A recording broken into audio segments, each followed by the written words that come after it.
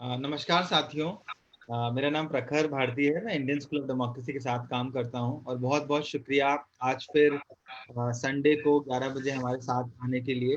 आज हमारे साथ दो बहुत ही खास गेस्ट हैं, प्रतीक और हिमांशु जी। मैं थोड़ा इनके बारे में शेयर करूंगा। उससे पहले मैं बताता हूं कि इंडियन स्कूल ऑफ डेमोक्रेसी करता क्या है। तो जो कोर सिद्धांत है इंडियन स्कूल ऑफ डेमोक्रेसी का, वो है कैसे यंग लोग प्रिंसिपल्ड पॉलिटिक्स का हिस्सा बने और वो चुनाव जीते, सरपंच, काउंसलर और इवेंचुअली एमपी एमएलए तक जाएं और एक जो नई राजनीतिक दिशा है, जो जरूरत है इस देश को, उसको वो दे सकें। हमारा एक कोर प्रोग्राम है गुड पॉलिटिशियन, जो एक 9 महीने का एग्जीक्यूटिव प्रोग्राम है। उसके एप्लीकेशन लाइव हैं। तो अगर आप बिल्कुल भी इंटरेस्टेड हैं पॉलिटिक्स में और आप चाहते हैं चुनाव लड़ना और जीतना, तो जरूर से अप्लाई करिए।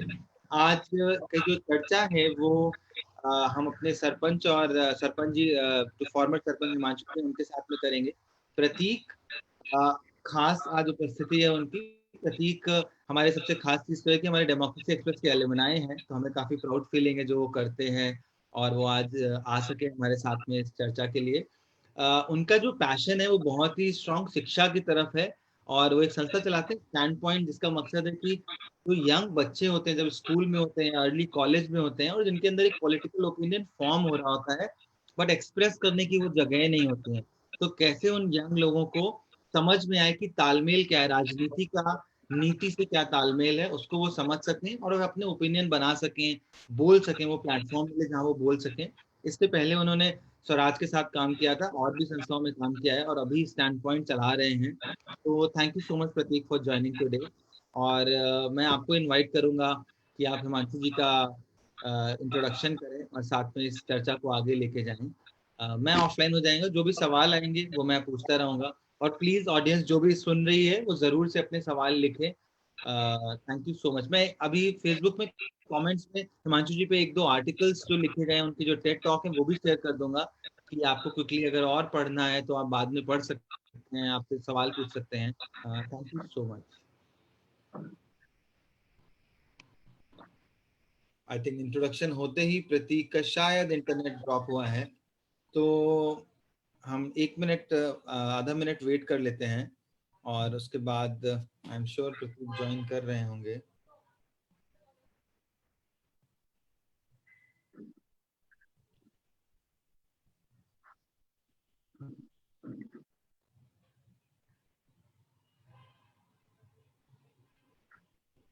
हम 30 सेकेंड वेट करेंगे, वरना मैं और आप शुरू कर देंगे हिमांशु जी ये चर्चा। जी।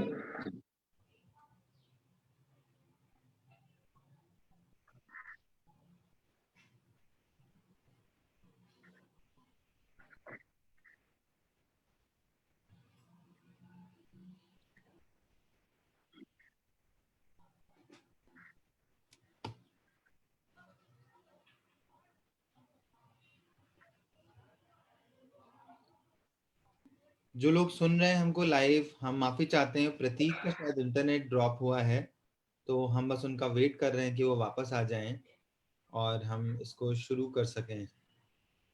Hi, am I audible now? या प्रतीक आप वापस आ गए, शुक्रिया। Okay.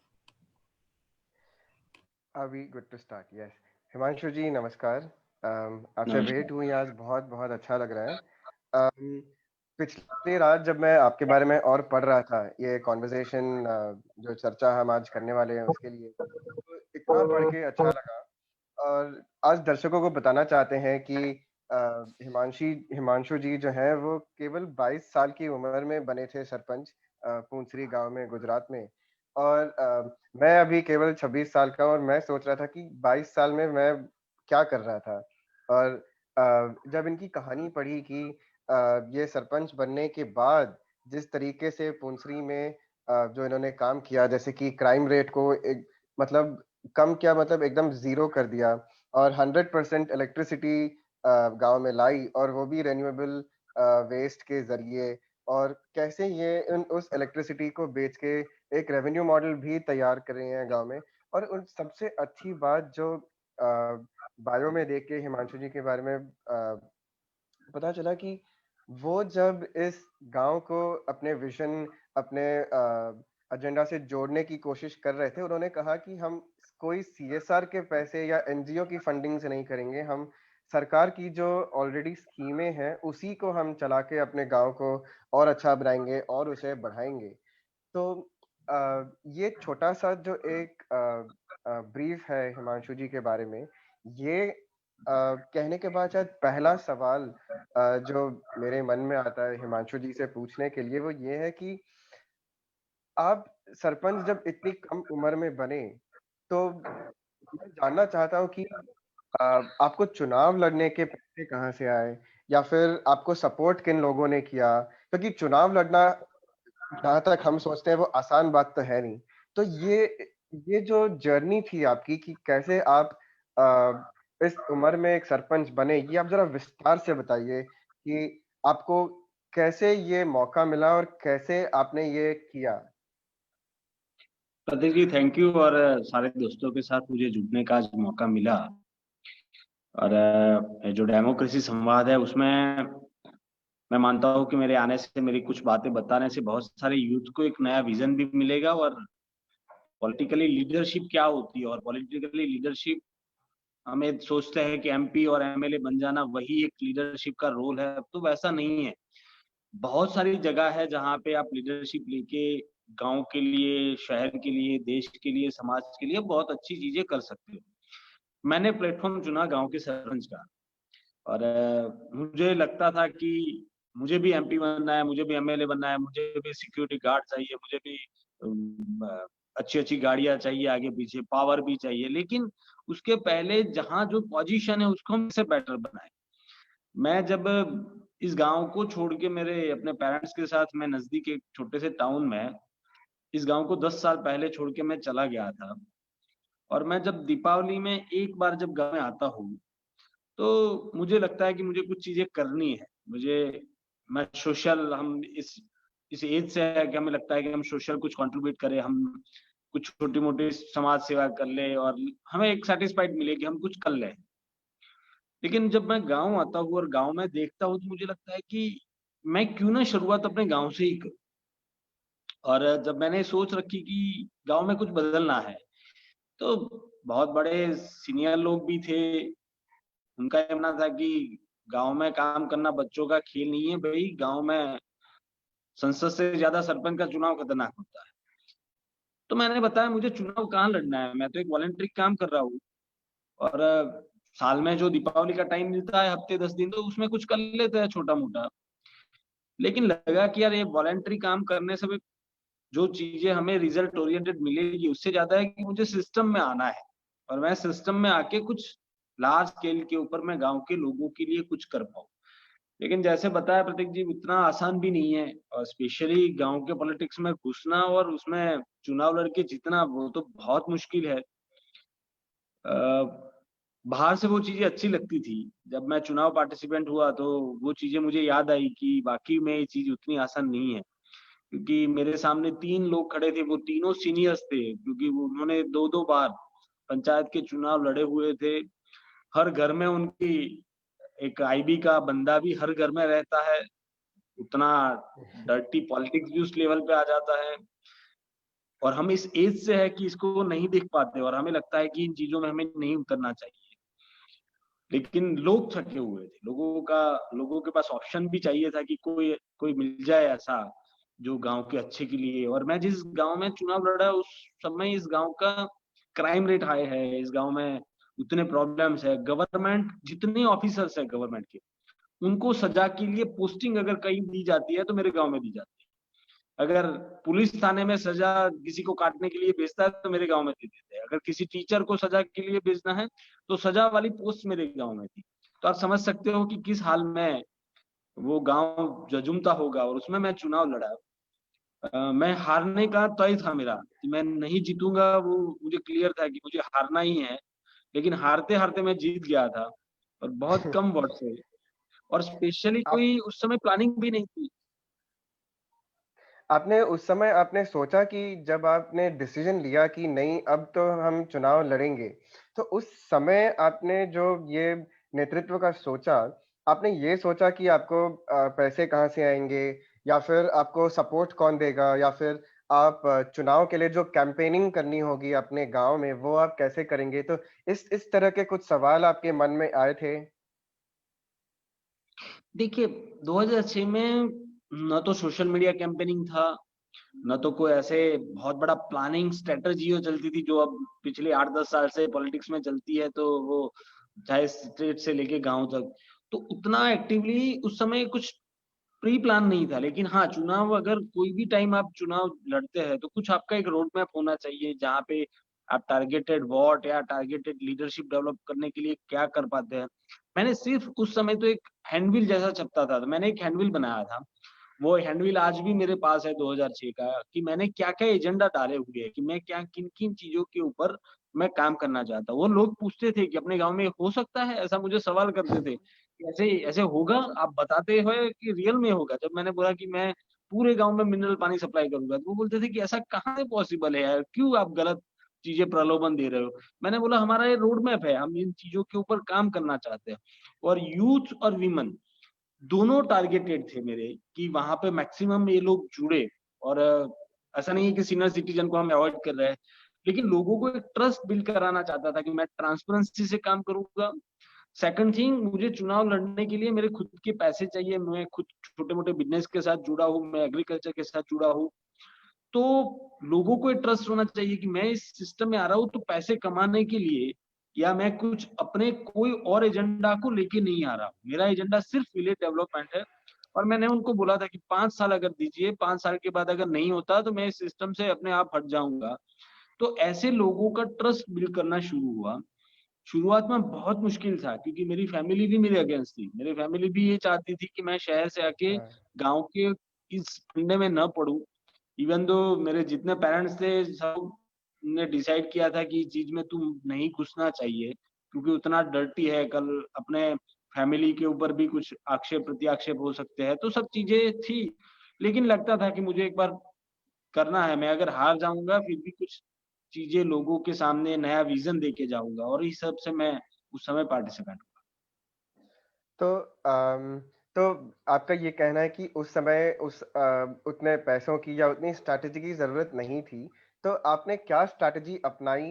क्योंकि जहाँ तक हमने देखा है स्पेशली गाँव के चुनाव में कि मतलब वहाँ पे जो कास्ट इक्वेशन होती है वो सारी काफ़ी उभर के आती हैं, तो और आपका एजेंडा तो उस समय भी डेवलपमेंट था।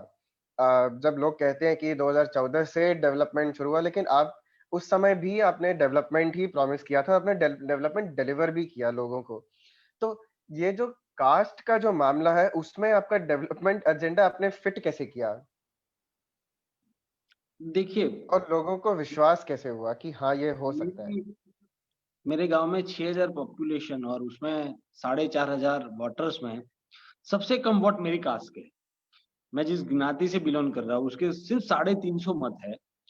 लेकिन लोगों का ट्रस्ट बिल्ड करना और लोगों के साथ, मैं मानता हूँ कि लोगों के साथ विलेज लेवल पे जितना भी माउथ टू माउथ टॉक हो, जितना लोगों को मैक्सिमम कन्वे, आपके मैसेज कन्वे हो, जितने मैक्सिमम लोगों को आप अपने प्रवाह में जुड़ पाए।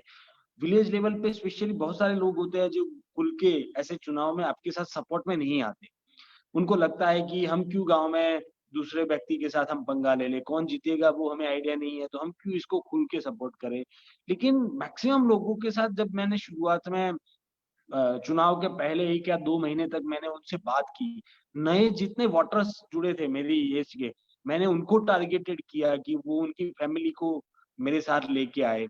जितने भी एक्टिव वीमेन हैं, जो गाँव में महिलाएँ जो एक्टिवली कुछ छोटा-मोटा काम करती थी लेकिन उनको सपोर्ट नहीं मिल रहा था, ऐसे लोगों को मिला, मैंने जोड़ा। और मैं छोटी-छोटी कास्ट के जो लोग हैं, बहुत कम वोट है जिनके, इनको भी मैंने टारगेट बनाया है, क्योंकि गाँव में जितनी बड़ी कास्ट लोग हैं उनको ही प्रायोरिटी दी जाती है, बाकी के लोग तो बोलते हैं कि वो प्रवाह में जुड़ जाएँगे, हम जहाँ पे मास है तो वो लोग आ जाएँगे, कहाँ जाएँगे बेचारे, उनका तो उनके पास कोई ऑप्शन नहीं है। तो मेरे पास 23 कम्युनिटी है जो छोटी-छोटी कम्युनिटी जो स्कैटल पोर्शन में रह रही है, तो उनको भी मैंने इकट्ठा किया और उनका भी सपोर्ट मैंने लेना शुरू किया कि भई आप जुड़ो, आपको मैं चाहे कोई भी कास्ट से हूँ लेकिन आपको कहीं अन्याय नहीं होगा। सबको साथ लेके हम डेवलपमेंट का एजेंडा बनाएँगे, तो उनका भी एक ट्रस्ट बिल्ड हुआ। तो ये 2 चीज़ें थी, मेरे जो नए वोटर्स थे, विमेन जो एक्टिवली विमेन थी, उनको एक्टिव किया, छोटे कास्ट के लोग हैं, उनको मैंने टारगेटेड करके किया, तो एक बहुत बड़ा मास मेरे साथ जुड़ना शुरू हुआ। और आपने कहा उस समय सोशल मीडिया का प्रवाह उतना नहीं था। तो इस सिनेरियो में मतलब ऐसे एक स्थिति में या परिस्थिति में आपका कम्युनिकेशन का क्या एजेंडा था? आपने किस तरीके से अपनी बातें रखी इतने सारे लोगों के बीच? आपने उस लेवल पे आपने क्या-क्या किया? देखो पुराने पिक्चर में आप देखते हैं ना, जैसे पुराने पिक्चर में जो चुनाव होते हैं और वॉल दीवार के ऊपर कुछ लिखे जाते हैं, पोस्टर जो होते हैं वो रात को चिपचाए जाते हैं और सुबह में उसको फाड़े भी जाते हैं। तो वो चीज़ें वहीं से शुरू हुई थी। हमारी गली में जब मेरा पोस्टर लगता है तो कोई आके सुबह उसको फाड़ देता है, उसके ऊपर साइन फेंक देता है। तो वैसे छोटे-छोटे पॉकेट में इसको कैम्पेनिंग का हमने प्लान बनाया था कि हम ऐसे हैंडबिल के थ्रू जाएँ, हम वहाँ पे पोस्टर चिपकाए, हम वहाँ पे कहाँ पे कौन सी एरिया में मीटिंग करनी है तो वो करे। हम एक नुक्कड़ नाटक जैसा 2-3 लोग वो ढोल बजाए और वहाँ पे एक नाटक पंचायत के और सरपंच का शुरू हो। तो ये हुँ, हुँ। नॉर्मल स्ट्रैटेजी थी जो उस समय इतना एक्टिवली सोशल मीडिया और इलेक्ट्रॉनिक मीडिया और वो सारी चीज़ें नहीं थी। तो ऐसे कुछ काम थे जिसको जिसको हमने एक्टिव करके लोगों तक वो मैसेज पहुँचाने का काम किया था। और आपकी आपने कहा कि आपको परिवार से उतना सपोर्ट नहीं था। तो अब ये जो चुनावी कैंपेन का जो काम होता है, तो वो हम अकेले तो नहीं कर पाते। तो आपकी आपने अपनी टीम कैसे बनाई? आपने किन लोगों को कन्विंस किया कि देखो हम ये कर रहे हैं, क्योंकि जब चुनाव लड़ते हैं तो सुबह से शाम तक का ही काम रहता है, ऐसा मैं सोच रहा हूँ। तो आप उसके बारे में ज़रा बताइए कि ऐसे कौन वो लोग थे जो आपको जिन्होंने आपको अपना समय दिया कि नहीं हम इन्हें अपना समय देंगे पूरा कैंपेनिंग के लिए, वैसे? देखिए कैम्पेनिंग स्ट्रैटेजी में और वो काम शुरुआती दौर में अगर फैमिली भी आपके साथ उतनी सपोर्टिव नहीं है और फैमिली के पास भी उतना वेल प्लान नहीं है, तो हर कास्ट से, हर ज्ञाति के अलग-अलग समुदाय के लड़के लड़कियों को उस समय मैंने जोड़ा था। और वो लोग इन चीज़ को सँभालते थे कि कौन क्या देखेगा। ग्रामीण क्षेत्र में फिर से मैं वही बात दोहराता हूँ कि अगर एक ही समुदाय के लोग अगर 50 लोग इकट्ठा होके बैठ जाएँगे, तो ऑटोमैटिकली दूसरे समाज के ऊपर उसका रिएक्शन आना शुरू हो जाएगा कि ये चुनाव तो उनकी समुदाय के ज्ञाति के लोग लड़ रहे हैं, हम वो उतना उसमें इंटरफियर नहीं होते। तो एक बायस भी डे 1 से आ जाता है। तो मेरा था कि हर ज्ञाति, हर समुदाय के लोग जुड़े, उनको व्यवस्था के दौर के ऊपर जो भी छोटी-मोटी ज़िम्मेदारी है, वो उनको दी जाए। चाहे किसी के घर मीटिंग करनी है तो उनके पहले कोई 1 या 2 अलग कास्ट के लोग होंगे जो उनके साथ सेम कास्ट के लोग उनके साथ इंटरैक्ट नहीं करेंगे। अलग कास्ट के लोग वहाँ पे मैं इंटरैक्ट करवाऊँगा ताकि ये फ़ोकस ना हो कि सिर्फ़ एक कम्युनिटी बेस के ऊपर भी ये चुनाव चाहे कम वोट है चाहे ज़्यादा है। कोई ज़्यादा पॉपुलेशन वाली कम्युनिटी मेरे साथ जुड़ जाएगी तो और लोगों को भी उसका रिएक्शन आएगा। तो हर ज्ञाति समुदाय के लोग जुड़े और वो लोग व्यवस्था में साथ जुड़े। तो मैंने करीबन उस समय मेरे पास बहुत कम यानी कि 12 से 15 ऐसे लड़के-लड़कियाँ थी कि जो इन व्यवस्था में फुल टाइम मेरे साथ सपोर्ट में लगी थी और वो लोग छोटी-मोटी कुछ ना कुछ व्यवस्थाएँ वो लोग देखते थे। बहुत अच्छा लगा ये सुन के कि आपने कैसे ये जो कास्ट है उनमें सारे लोगों को आपने अपने टीम में शामिल किया, ये सुन के अच्छा लगा। मैंने आपका जो टेड एक्स टॉक था वो मैं देख रहा था, उसमें आपने एक बहुत ही एक अच्छी चीज़ कही जो मेरे मन में रह गई। आपने कहा कि गाँव को मॉडल बनाना एक चीज़ है और गाँव को आदर्श बनाना दूसरी चीज़ है। तो ये ये थॉट को थोड़ा आगे ले जाते हुए मुझे पूछना है कि जब आप चुनाव लड़ रहे थे, तो क्या आपको किसी ने मतलब ऐसी कोई चीज़ या ऐसा कोई ब्राइब ऑफ़र किया या ऐसा कुछ हुआ आपके साथ, जिसमें आपको डिसीज़न लेना पड़ा कि नहीं ये तो हमें नहीं करना? आपके बाकी प्रतियोगी जो थे उन्होंने उनके साथ ऐसा कुछ हुआ या मतलब जो भी चीज़ जो आपको लगे कि आदर्शवादी नहीं है? देखिए, चुनाव जीतने के समय, चुनाव के टाइम मैं क्लियरली आज भी बोल रहा हूँ पूरे देश में कि 5 महीने में 4 महीने और 4 साल और 9 महीने आप एक गाँव के सरपंच है, वो चाहे सरपंच है, वो चाहे एमएलए है, वो चाहे एमपी है, पूरी सिस्टम में जहीं पे लीडर है, 4 साल 9 महीने आप आपका रोल एक लीडरशिप का होना चाहिए। 3 महीने सब कुछ कर लो। आपको चुनाव के जीतने के समय आपको किसी पकड़ के वोट कराना है, किसके साथ बातें करनी है, जिससे नहीं बोला उससे बोलना है। तो 3 महीने आप चुनावी कैंपेनिंग पूरा संभाल लो, लेकिन बाकी के 4 साल 9 महीने आपका रोल लीडरशिप का रहना चाहिए। चुनाव जीतने के लिए 51% लोग आपके साथ होंगे, चुनाव जीते जाएंगे, लेकिन आदर्श गांव, आदर्श विधानसभा, आदर्श क्षेत्र खड़ा करना है तो उसमें 100% लोग चाहिए। उसमें 51% लोगों से काम नहीं बनने वाला। तो बाकी का जो टाइम है उसमें सबके साथ आपको जुड़ना पड़ेगा। मुझे मालूम है कि मैं इसका काम करने के बावजूद चुनाव में वो मुझे वोट नहीं देने वाला, लेकिन लीडरशिप का रोल ये कहता है कि अगर वो काम लेके आया है तो उसका काम के प्रति आपको उसको एक भेदभाव के ना आपको काम करना है। और ये बोलने में सरल चीजें है, हर जगह पे पॉलिटिशियन ये चीज बोलते हैं, लेकिन उसको वास्तव में जब इम्प्लीमेंट करेंगे तो मैं 2006 में इस गांव में 50 वोट से जीता था, 2012 में मैं 1300 वोट से मैं इस गांव में जीता हूँ। तो ये इसका एक जीता जात का उदाहरण है कि अगर आप उस बायस के बिना अगर काम करते हैं। और आदर्शता वाली जो आपके जो सवाल था कि क्या चीजें लगी कि जिसमें वो उसको छोड़ दिया, तो कैंपेनिंग के टाइम पे बहुत सारी चीजें ऐसी होती है कि जो खुद मैं फील कर रहा हूँ कि चीजों को नहीं करना चाहिए, लेकिन चुनाव का टाइम होता है वो चीजें हो जाती है। एग्रेसिव मोड में कुछ ग्रुप्स आ जाते हैं, कुछ ऐसे झगड़े भी हो जाते हैं, गलत वोटिंग के टाइम पे कुछ चीजें हो जाती है, चुनाव के 1-2 दिन बाकी होते हैं और उसमें जो चीजें अंडा गड्ढा सब चीजें हो जाती है। तो कुछ बार ये चीजें लगती है कि यार ये चीजों से धीरे धीरे उठना चाहिए। और जो नए लीडर पॉलिटिक्स आज जितने सुन रहे हैं, मैं आज क्लियरली उस चीजों को धीरे धीरे ऊपर उठाने में एक गांव में सफल रहा हूँ और पूरे देश में 1000 गांव में सफल। और कंपैरिजन इसलिए है कि मैं 2006 का चुनाव लड़ा तो 3.5 लाख का खर्चा मुझे हुआ और 50 वोट से जीता था। 2012 में मैं दोबारा चुनाव लड़ा तो मैं 1300 वोट से जीता और उस समय खर्चा था 75,000। तो अगर कोई व्यक्ति 5 साल काम करने के बाद लोगों में वो आदर्शता जनती है कि अगर मेरे पास कुछ मांगने आता है कि मुझे पैसे दे दो, मुझे कुछ गलत प्रलोभन दे दो, तो उनको लगता है कि नहीं इसने यार 5 साल हमारे लिए काम किया है, हम इसके पास डिमांड कर रहे हैं वो गलत है, तो हमें नहीं करनी चाहिए। तो धीरे धीरे लोगों में भी वो सुधार आता है और वो पूरा सुधार सिस्टम में भी आता है। और जो गलत वे से काम करने वाली चीजें है वो धीरे धीरे कंट्रोल होती है। हाँ वो मिट्टी नहीं है लेकिन उसके ऊपर कंट्रोल जरूर हो सकता ये सही है।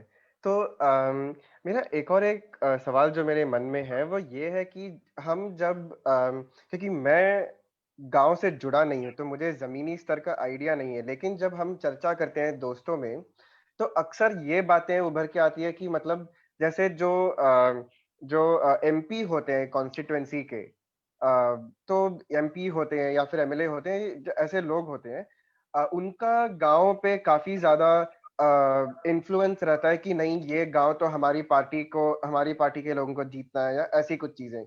तो क्या पूंछरी में भी ऐसा कुछ था कि आपको ऊपर के पॉलिटिशियन लोगों से कुछ इंटरफियरेंस हुआ या उन्होंने मतलब ऐसा कुछ आपको फील हुआ कभी?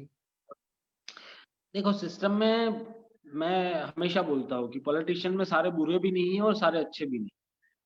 सिमिलरली ब्यूरोक्रेसी है तो ब्यूरोक्रेसी में भी सारे अच्छे भी नहीं है और सारे बुरे भी नहीं। कुछ अच्छे लोग हैं जिनको अच्छे काम करने वाले लोग पसंद है, कुछ बुरे लोग हैं जिनको अच्छे काम करने वाले लोग पसंद नहीं है। तो कोई ना कोई वे से कोई भी पार्टी का पॉलिटिशियन होगा तो उनको लगेगा कि बड़ा हो जाएगा, एक अच्छी पोजीशन पे आने का प्रयास होगा इससे, छोटे से काम काम से शुरू करके, तो वो इनका एजेंडा और उनका नजरिया होता है। और इसकी वजह से वो कुछ इंटरफियरेंस भी करते हैं, आपके काम को रोकते हैं, लोगों को गलत तरीके से वो डाइवर्ट भी करते हैं, लेकिन वो टेम्पररी होता है। वो लॉन्ग टाइम तक किसी को आप डाइवर्ट करके रख नहीं सकते, वो मेरा क्लियरली मानना है। मेरा सपोर्टर भी अगर मुझसे नाराज हो रहा है, मैं जब जो जिसने मेरे चुनावी कैंपेन में इतना बड़ा काम किया है वो भी कुछ मेरे ऐसे निर्णय से वो नाराज हो रहा है, तो उसकी नाराजगी कम टाइम हो और लंबे टाइम में हो, लेकिन मेरे कुछ निर्णय हैं, मेरे कुछ डिसीजन हैं जो लोगों के कम्युनिटी के भले के लिए है, तो मुझे उसमें से कोई हटना नहीं चाहिए। और मैंने बहुत सारे लोग देखे हैं कि 2006 में मेरे अगेंस्ट झंडा लेके निकले थे, 2012 में मेरा कैंपेनिंग कर रहे थे। तो अच्छी चीज जब लेके निकलते हैं तो अच्छे लोगों का झुंड उसमें साथ जुड़ जाता है। और हाई लेवल के पॉलिटिशियन का कुछ ना कुछ इंटरफियरेंस होता रहता है कि अपनी पार्टी को सपोर्ट करे तो मैं ग्रांट दूंगा, ये चीजें करे तो मैं पैसे दूंगा। लेकिन मुझे मेरा क्लियर था कि मुझे फंडिंग वाले से ही मतलब नहीं है, मुझे वो एक गांव ऐसा बनाना है जहाँ पे इंफ्रास्ट्रक्चर भी बेस्ड हो और लोगों के माइंडसेट भी चेंज हो। एक प्रवाह में लोगों को जुड़ना है। तो उन चीजों की मैंने परवाह शुरुआत में बहुत की कि मेरी हायर अथॉरिटी नाराज हो जाएगी, मुझे तकलीफ होगी, लेकिन जैसे काम करता गया तो उस चिंता को मैंने छोड़ दिया कि जो है मैं अपना खुद संभाल। सही। अम, एक और एक चीज जो है वो ये है कि 22 साल की उम्र में एक तो हम होते भी बच्चे हैं और दूसरे हम दिखते भी बच्चे जैसे हैं। तो आपने जब गांव में कहा कि आप सरपंच बनना चाहते हैं, अब गांव में क्या होता है, जो पिक्चर मेरे दिमाग में आता है कि मतलब बहुत सारे ऐसे वाइट दाढ़ी के लोग हैं, वाइट कपड़ों में बैठे हैं, मतलब अपना कुछ काम कर रहे हैं। तो गांव में जो बड़ी उम्र के जो या बड़े लोग होते हैं, उनकी तरफ से आपको कोई अड़चन आई या उन्होंने आपको सवाल किया कि ये तो बच्चा, ये हमें क्या देखेगा? और हमारे देश में ये मैंने देखा है कि ये एक प्रॉब्लम भी है कि मतलब हम अ, मतलब 22-25 की उम्र के लोगों को भी हम बच्चा-बच्चा ही कह के पुकारते हैं, उन्हें बड़े होने जैसे अडल्ट रूप में नहीं ट्रीट करते हैं। तो इस तरफ आपकी क्या प्रॉब्लम रही, आपने उनको सॉल्व कैसे किया? ये मैं जानना चाहता हूँ। गांव के लोग प्रतीक जी करे तब तक तो सहा जाता है, लेकिन जब ब्यूरोक्रेसी के लोग भी करे। मैं एक बीडीओ के पास गया 2008 में, 2008 में मेरे अच्छा। चुनाव में जीतने के 2 साल बाद। तो उन्होंने बोला कि तेरे पापा को भेज तू, मैं उनसे बात कर लूंगा। मैंने बोला सरपंच में हूँ, मेरे पापा को क्यों भेजूं मैं? तो बोला तू अभी बच्चा है, तुझे मालूम नहीं पड़ेगा, तो अपने पापा को भेज, मैं स्कीम उनको समझा देता हूँ। तो मैंने उनको बोला कि मेरे पापा नहीं है सरपंच, आप देख लो, क्लेरिफाई कर लो, मैं खुद सरपंच जीता हूँ और मैं खुद सरपंच हूँ। तो मैंने तो वहीं से भी झेला है। और जितने पुराने लोग हैं उनको लगता है कि ये तो हमारी पीढ़ी बन गई है, हम तो हमारा थप्पा लगा है, हम इस चीज में से ये बच्चों को, और वो करते रहते हैं, इग्नोर भी करते हैं, उनको लगता है कि ये मालूम नहीं पड़ेगा। और उनका कुछ कुछ चीजों में वो सही है, मैं हर चीज में वो नेगेटिव है नहीं है, क्योंकि बस 15-20-25 साल का गांव का अनुभव है, तो उनको एक या दो पीढ़ी का मालूम है, उनको ब्लड में किन चीजों का क्या स्वभाव है वो उनको मालूम है। लेकिन ये तो नहीं है कि जो जो व्यक्ति उनके पेरेंट्स जिस प्रकार से थे वही आज भी उस घर में वही चीजें चलती रहती होगी, उसको तो बदलना है। तो ये चीजें वो कहीं ना कहीं हमें क्रिटिसाइज करते हैं, फ्रस्ट्रेशन भी बहुत करता है कि दो लोगों को झगड़ा के मेरे पास भेज देते हैं कि अब देखते हैं ये क्या इसका सॉल्यूशन करेगा। नहीं झगड़े हुए तो 5-10 लोगों की टीम बनी होती है। 6 महीने में झगड़े बिना गांव में शांति है, तो उनको लगता है कि यार 6 महीने से कोई झगड़ा ही नहीं हुआ गांव में, चलो कुछ झगड़ा कराते हैं, तो हिमांशु इसका क्या सॉल्यूशन लाता है देखते हैं। तो अपनी अग्नि परीक्षाएं हर दिन हर रोज आपको नई नई देनी होती है, और इनमें इन लोगों का इंटरफियरेंस बहुत होता है, जिसको झेलना पड़ता है, समझना पड़ता है। और मैंने मेरे गांव के 6,000 लोगों का मेरे दिमाग में स्कैनर फिट कर लिया। एक पॉलिटिशियन, एक लीडर को डेवलपमेंट के साथ इन चीजों का ख्याल बहुत रखना है। मेरे गांव के 6,000 लोगों का आज भी मेरे पास स्कैनर है। देखिए पूरे देश में ग्रामीण क्षेत्र हो शहरी क्षेत्र, 3 प्रकार के लोग हर जगह पे। एक जो मास है वो 50% मास है, जिसको गांव के, शहर के या अपने विस्तार के ओवरऑल डेवलपमेंट में इंटरेस्ट है। यानी कि आप, मैं अपने गांव में बोलूंगा कि कल सुबह सफाई अभियान हमें शुरू करना है, तो मैंने 100 लोगों को बोला है, तो उसमें से 50 लोग आएंगे। बाकी के जो 50 बचे, उसमें से 30% लोग ऐसे होंगे कि वो बोलेगा कि मुझे क्या फायदा मिला है, तो मैं सुबह झाड़ू लेके जाऊं। मुझे अगर प्रधानमंत्री आवास योजना का लाभ मिला है, मुझे जनधन का लाभ मिला है, मेरे अगर यहाँ गैस सब्सिडी आई हुई है, तो उसको व्यक्ति विकास में, अपने खुद के विकास में इंटरेस्ट है। तो 50% मास है जो ओवरऑल डेवलपमेंट के साथ है, 30% मास है जो व्यक्ति विकास के साथ है, और 20% मास है जो क्रिटिसाइज करता है। अगर गांव में ड्रेनेज लाइन बन रही है तो वो आके बोलेगा कि ड्रेनेज लाइन क्यों बना रहे हो यार, रोड बनाओ। अगर मैंने रोड बनाया है तो वो बोल रहा है कि रोड क्यों बनाया है, कैमरे लगाओ। हर चीज वो मेरे अगेंस्ट क्रिटिसाइज करेगा। तो 50, 30 और 20, इन 3 कैटेगरी का स्क्रैनर मेरे दिमाग में मैंने फिट कर लिया मेरे अनुभव से। और मेरी ऑफिस में जब 2 सगे भाई या 2 सगी बहनें आती है, तो मुझे मालूम है कि बड़ी बहन है वो 50% वाली है, छोटी बहन है वो 30% वाली है। तो 50 को 50 के मुताबिक ट्रीट करो, 30 को 30 के मुताबिक ट्रीट करो। तो इसलिए मैंने इसका विवरण दिया कि जब लोगों के साथ एक लीडरशिप में आप काम कर रहे हो, तो उनके स्वभाव, उनके थॉट, उनकी बात करने की क्या चीज है, उनको समझ लेना पहले जरूरी है, ताकि आपको अपने काम करने में आसानी रहे। तो ये चीजों का स्कैनर मेरे दिमाग में था, इसीलिए मैं बाद में बहुत अच्छी तरह आसानी से काम कर पाया। सही। ये जो आपने रेशियो बताया है 50, 30 और 20, ये मुझे लगता है हमारे दर्शकों को और हमारे जो अलुमनाई हैं उन्हें भी काफ़ी समझ आएगा और उन्हें काफ़ी अच्छा लगेगा ये अपने अनुभव में शायद इम्प्लीमेंट करने के लिए। इस समय पे मैं अपने फ़ेसबुक लाइव पे जो हमारे दर्शक हैं उन्हें भी कहना चाहता हूँ कि अगर उनके कुछ सवाल हैं तो वो कमेंट सेक्शन में अपने सवाल लिख सकते हैं और फिर हम ताकि हम उन्हें आप तक पहुँचा सकें।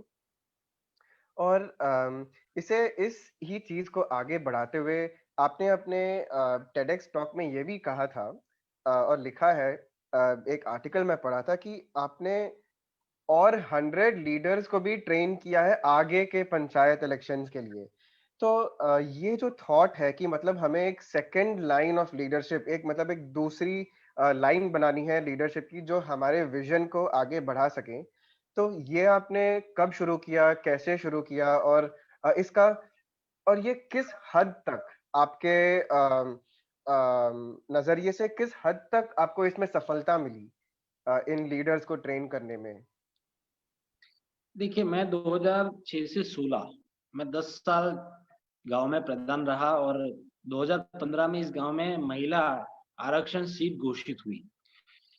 तो मैंने क्लियरली कहा था कि इतनी बड़ी-बड़ी काम करके, इतनी बड़ी-बड़ी बातें करके अगर महिला आरक्षण की शुरुआत मैं ही न करूँ और मैं सरपंच से निकल के मैं अपनी किसी फैमिली के मेंबर को वहाँ पे बिठा के और गाँव में जो चल रहा है वो सरपंच पति वाला खेल मैं यहीं पे ही शुरू करूँ, तो मुझे जायज़ नहीं लग रहा था। मैंने मेरा खुद का एक एनालिसिस भी करना था कि मैंने वाक़ई में गाँव के लिए काम किया है या अपने बड़े होने के लिए।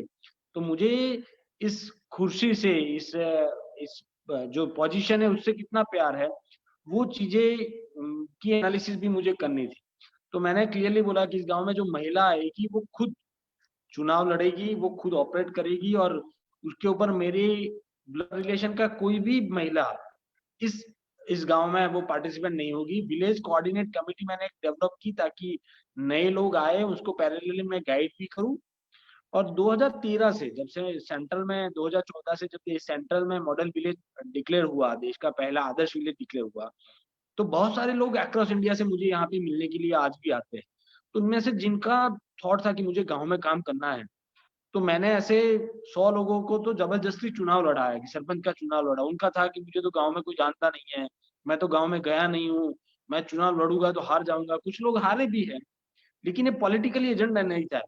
मेरा एजेंडा था कि अच्छी यूथ गाँव की लीडरशिप का रोल करे और उनके दिमाग में ये आए कि एमपी, एमएलए, मिनिस्टर ही बन जाना, लीडरशिप उसको ही नहीं कहते, लीडरशिप एक गाँव के सरपंच में भी लीडरशिप का रोल बहुत इम्पोर्टेंट है। तो ऐसे अलग-अलग लोगों को चुनाव के लिए मैंने जोड़ा। बहुत सारे लोग लड़ रहे थे, उन्होंने मेरे साथ वीडियो कॉन्फ्रेंस और उससे बात की कि हम कैसे गाँव में काम करें। लेकिन मेरा ये था कि आप कोई भी पार्टी से बिलॉन्ग कर रहे हो, उससे मुझे फ़र्क नहीं पड़ रहा। लेकिन आप अगर चुनाव मेरे मुताबिक लड़ रहे हो, तो आपका एजेंडा, आपका विज़न क्लियर होना चाहिए और ऐसे अलग लोगों को मैंने सपोर्ट किया और पूरे अक्रॉस इंडिया में आज थाउज़ेंड जितने 25 से 35, 25 टू 35 ऐज के ऐसे यंग लड़के-लड़की आज प्रधान में, सरपंच में अपना काम कर रहे हैं। क्या ये मुझे काफ़ी मैं आश्चर्यचकित हूँ ये सुन के कि ऐसे और लोग हैं जिनको आपने ट्रेन किया है और वो काम कर रहे हैं। क्या ऐसे कुछ आपके नज़रिए में कुछ ऐसे जो सबसे अच्छे गाँव हैं, इनमें क्या आप कुछ नाम बताएँगे उनका ताकि हम बिल्कुल उनको और भी उसमें एक शायद पहले आगे मैं के मेंशन कर हाँ, पहले मेंशन कर लूँ कि उस समय मुझे बहुत सारे लोग बताते थे कि यार एक मॉडल विलेज हो गया है, स्टेट लेवल पे, सेंट्रल लेवल पे है, तो और लोग नहीं जुड़ने चाहिए। और लोग जुड़ेंगे तो तेरा तेरा नाम डाउन हो जाएगा, तेरी कॉम्पिटिशन हो जाएगी। लेकिन देखिए लीडरशिप में ऐसा नहीं है। एक अच्छी लीडरशिप का रोल ये है कि कितने और लीडर तैयार कर पाते हैं, कितने और अच्छे लोगों को कभी भी सेकंड लाइन से आप डरे मत कि कोई अलग आ जाएगा, मेरी पोजीशन उसको ले लेगा। आपके पास एफिशिएंसी है, आपके पास विजन है, तो और कोई उसके इस चेयर के ऊपर बैठ नहीं जाएगा और कुछ बैठ गया, तो उसमें चिंता भी मत करें, वो टेम्पररी होता है। देखिए यूपी में हमने सिद्धार्थ नगर एकदम बॉर्डर का एक वहां पे आज दिलीप त्रिपाठी करके एक लड़का सिद्धार्थ नगर में हसनपुर आसोड़ी में इतना अच्छा काम कर रहा है। उड़ीसा में आप देखिए आरती देवी करके गुजर गूगल पे सर्च कीजिएगा, वो गवर्नमेंट जॉब से निकल के आरती देवी आज वहां पे उड़ीसा में इतना अच्छा काम कर रही है। राजस्थान में नंबर ऑफ सरपंच आपको मैं गिना सकता हूँ, वो पाली डिस्ट्रिक्ट में है, वो उदयपुर में है, वो बीकानेर के मोम्बासर करके गांव है जहाँ पे अर्जुन मेघवाल जी अपने फाइनेंस मिनिस्टर ने एडॉप्टेड विलेज लिया है, तो वो लोग काम कर रहे हैं। आप महाराष्ट्र में चले जाए तो पुणे के बगल में हमने पुणे में राहुल कराड़ जी के साथ एमआईटी पुणे में जैसे स्टूडेंट पार्लियामेंट होता है वैसे सरपंच सांसद की, और वहां पे यंग जो सरपंच है उनको जोड़ने का वहां पे प्रयास किया। तो महाराष्ट्र में लोनी के पास एक परवड़ करके गांव है, वहां पे वो लड़का काम कर रहा है।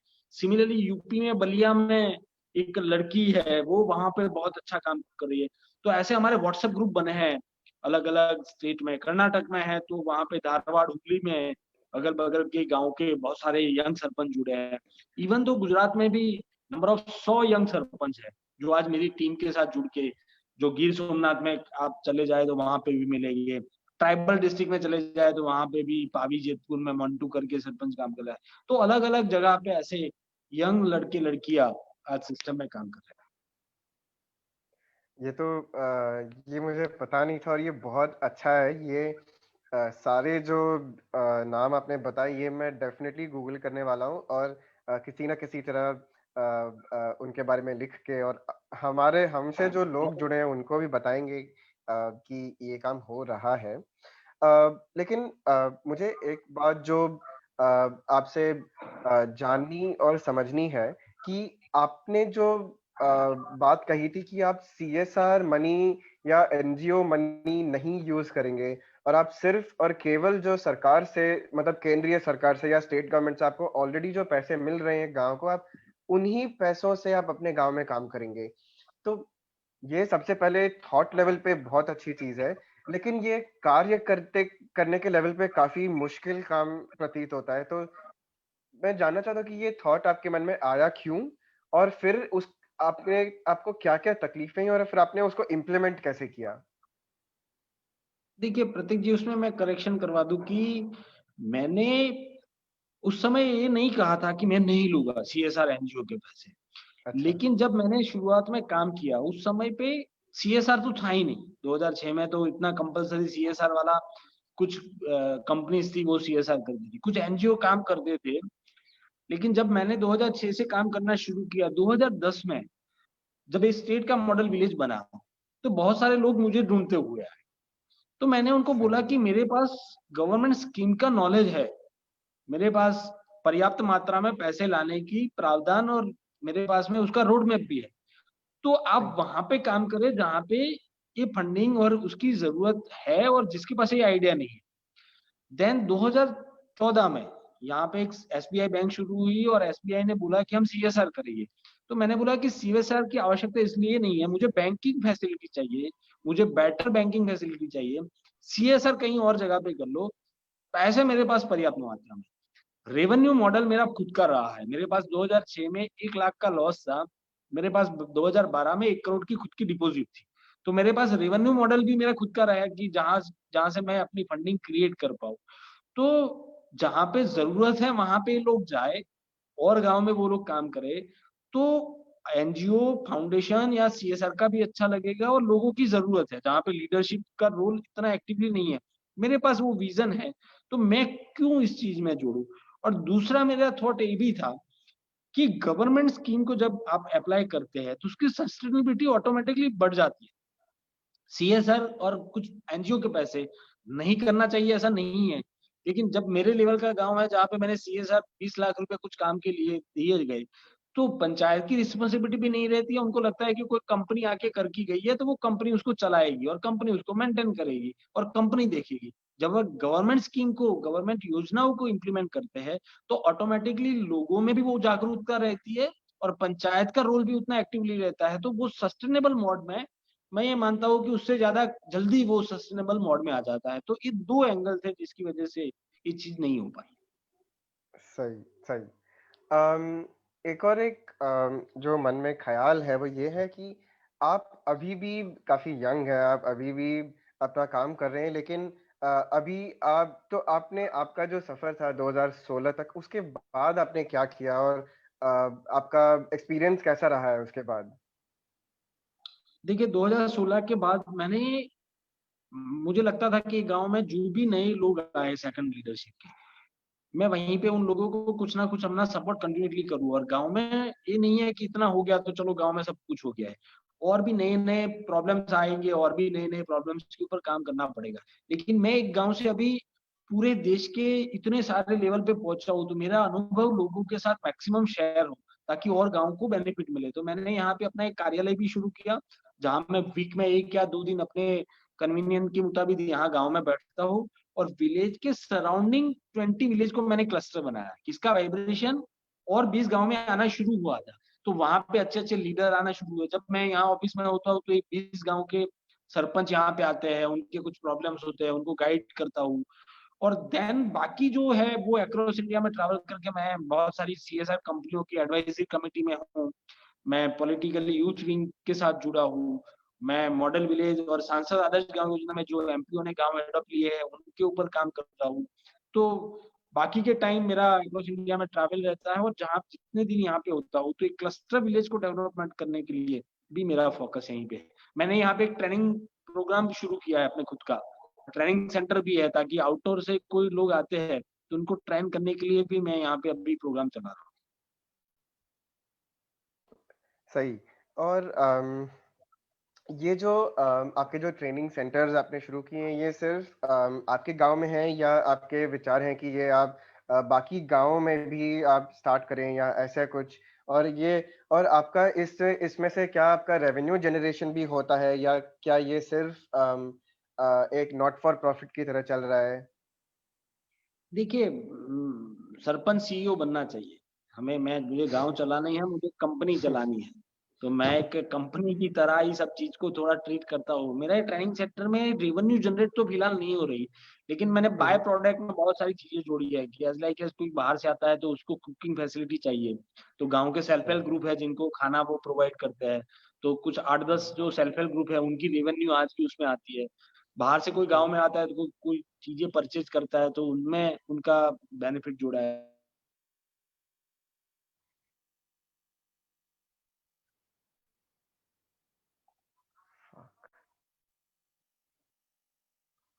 गांव के कुछ लड़के हैं जिन्होंने स्टार्टअप करके मॉडल विलेज के दूसरे गांव को वो लोग गाइड करते हैं।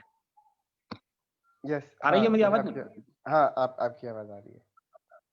तो ऐसे लड़के भी हैं जो model village smart village concept के ऊपर वो लोग काम कर रहे हैं, IT लेवल पे सपोर्ट कर रहे हैं। ऐसे गांव के कुछ लड़कों ने कंपनीज भी अपनी रजिस्टर करके बनाई हैं। तो ये चीजें मेरी ट्रेनिंग सेंटर्स की ओर से चल रही है। दूसरा मेरा ये था कि और गांव में मैंने डेवलप करने का प्लान बनाया था, और मेरा ये क्लियर था कि होटल मैरियट और ताज में बैठ के गांव की चिंताएं नहीं की जाएगी। गांव की चिंता हम्म, करनी है और गांव के बारे में सोचना है तो मैरियट ताज से निकल के गांव में फील्ड वर्क में जाना पड़ेगा, और वहीं के प्रॉब्लम्स हम्म, और वहीं पे बैठ के बात करें। लेकिन वो हर जगह पे पॉसिबल नहीं हो पाया है। तो मैंने कुछ जो यूनिवर्सिटी है इसमें प्रोग्राम करना शुरू किया है। रिसेंटली हमने जो गुजरात में डॉक्टर बाबा साहेब ओपन अच्छा, यूनिवर्सिटी है, तो वहां पे स्पेशली इस सरपंचों के लिए प्रोग्राम शुरू करवाया है। और वहां पे 6 महीने का वो पूरा सिलेबस होगा जिनको सर्टिफिकेट अच्छा, इश्यू किया जाएगा, और ग्रामीण क्षेत्र के ऊपर सिमिलर सेमली MIT पुणे राहुल कराड़ भी सोच रहा है कि ऐसे एक प्रोग्राम को हम लॉन्च करें हमारी यूनिवर्सिटी में। कर्नाटक में देश पांडे फाउंडेशन जो DD काम कर रहा है तो उन्होंने भी ये बात को स्वीकार किया। प्रदान करके जो NGO कर रहा है तो प्रदान वाले भी अभी इस चीज में काम करने की शुरुआत कर रहे हैं। तो ऐसे अलग अलग लेवल के लोगों को जोड़ा है कि वो एक ऐसा पूरा प्रोग्राम शुरू कराए अपने स्टेट में 1 या 2 गांव को आइडेंटिफाई करके वहां पे उन लोगों की फंडिंग मिले, क्योंकि पंचायत के पास उतना फंडिंग भी नहीं है कि हर व्यक्ति मेरे जैसा ट्रेनिंग हॉल बनाए वहां पे बहुत अच्छी फैसिलिटी कराए। तो इनके साथ वो गांव को जुड़ के अलग अलग जगह पे शुरू करने का मेरा थॉट है वो, और वो मैं कर रहा हूँ। सही। हिमांशु जी, मैं अब तो मुझे बस ये एक सवाल जानना है कि आपके आगे के, आपके खुद के विचार हैं कि आप MLA, MP, या फिर आगे जाके कभी प्रधानमंत्री के तौर पे भी हमें दिखाई पड़े? देखो, मैं ना बोलूं तो भी ये लगेगा कि आप अपनी श्लाघा कर रहे हो, किसको पसंद नहीं है मेरे पंजाब, हर एक व्यक्ति को पसंद है। और पॉलिटिशियन लीडर में तो बिना कुछ करे जल्दी जितना मिल जाए उतना लोगों को ज्यादा पसंद है। तो मुझे लगा कि मैंने तो किया है तो क्यों मुझे नहीं मिले, लेकिन वो मेन एजेंडा नहीं है। अगर वो कोई पोजीशन मिलती है तो उसके प्रति आप काम करें, वो चीजें सही है। और जितना लार्ज स्केल के ऊपर आप काम करेंगे उतना लार्ज स्केल के ऊपर आप बेनिफिट ले जाएंगे, लेकिन वह पाने के लिए ही आपकी ये काम की जनरल कंटिन्यूटी ऐसा नहीं है। मेरा एक थॉट क्लियर है कि एक पूंछड़ी नहीं होनी चाहिए इंडिया में। अगर अपने पास फॉरेन डेलीगेट्स आते हैं तो number of 1 lakh smart village का लिस्ट आप उनको पकड़ाने चाहिए कि देख लो हमारे पास नंबर ऑफ लाख, क्योंकि एक या 1,000 से कुछ होने वाला नहीं है। 6.5 लाख गांव है इंडिया में, और अगर इंडिया को एक मॉडल बनाना है तो ग्रामीण क्षेत्र को अगर जितना मॉडल बनाए और उनके लिए नंबर ऑफ 1 लाख अगर आपने पास आदर्श विलेज होंगे तो आप अपने देश को बदल पाएंगे। मैं जिस भी पोजीशन पे रहूं, मुझे भी रहना है और मुझे भी करना है। ऐसा नहीं है कि मैं अच्छा लगाने के लिए बोलूं कि नहीं नहीं मुझे तो ये नहीं चाहिए। जितनी बड़ी स्केल के ऊपर आप कम करेंगे उतना अनुभव बड़ी स्केल के ऊपर शेयर कर पाएंगे, लेकिन उस पोजीशन के ऊपर नहीं है तो काम करना छोड़ देंगे, ऐसा दूर रहेंगे। हिमांशु जी आप, हाँ सही। अम, और आपने जो ये जो टेक्नोलॉजी का यूज किया है अपने विलेज में, अम, जहाँ तक मेरा मानना है, क्योंकि हम भी यहाँ चेन्नई में बैठ के थोड़ा आईटी का काम कर लेते हैं, तो ये जो टेक्नोलॉजी होती है कोई भी जो बनानी पड़ती है वो थोड़ी महंगी होती है कि हमें एक ऐप बनाना है और उसे हमें फिर इम्प्लीमेंट करना है गांव में। तो आपने ये सारा काम कैसे किया? मतलब कि मैं पढ़ रहा था कि आपने कैसे टेक्नोलॉजी के जरिए काफी कुछ किया है गांव में। तो उसके लिए आपको सबसे पहले विचार कहाँ से आए? आपकी क्या आपकी बचपन की ट्रेनिंग की वजह से आप ने ऐसे सोचा, और फिर आपने उसको साबित कैसे किया कि हाँ ये चल रहा है? तो ये मुझे पूछना था। देखिए टेक्नोलॉजी स्पेशली जब गांव में शुरू करते हैं तो उसके अगेंस्ट पहले लोग बात करना शुरू हो जाते हैं, अपने गांव में तो ऐसा नहीं हो सकता, ये चीजें नहीं हो सकती। अच्छा। लेकिन जितना काम उतना आसानी से टेक्नोलॉजी से होता है।